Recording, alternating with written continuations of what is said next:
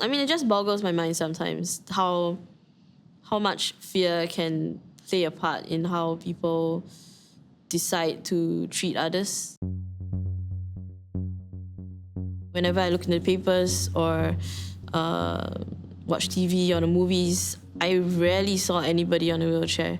And even if it was, usually they'll be looking really pitiful, they can't push themselves. And for me, as a young kid with disability, I think that was really hard because I didn't see myself there. I felt like I can do anything I want, Nothing else mattered. All that mattered was that I wanted to do something. So I went swimming, I went for trainings, and I just kind of kept moving forward.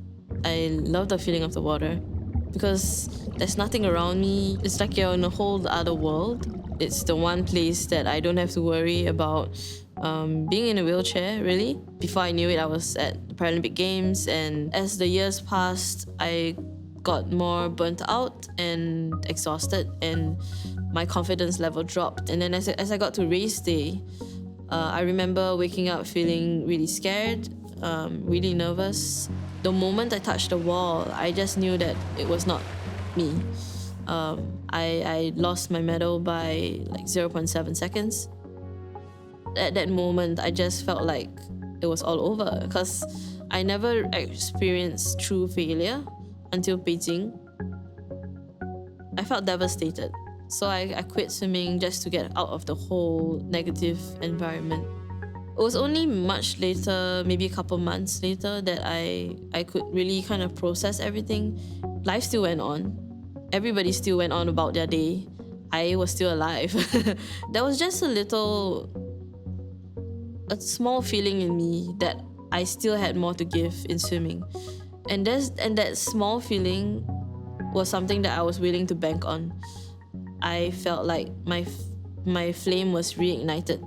So I was afraid, I was scared, but the fear of not doing anything was stronger than my fear of doing something. So as we got closer and closer to Rio, I got more and more confident, which was very different from how I felt in Beijing.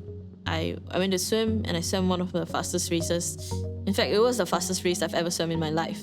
And when I got out of the water and I realized that I had gotten my bronze, everything hit me. Like, I was thinking, oh my God, like, did this really happen? I felt like a whole weight was lifted off my shoulders. I think it truly is one of the moments that I will remember forever. They always expect female athletes to look a certain way, and I don't look like that. I was given a chance to kind of be the representation that I wanted to see. To be able to think of me as 3 different labels, in a sense, I think might blow people's minds because they can't quite understand that it's not just one way to be a woman, not just one way to be an athlete or to be a disabled person. As long as you are being true to yourself, not subscribing to other people's expectations of what you should look like, as long as you are taking back the power to be who you are and you're making your own choices and decisions, that is what makes you brave.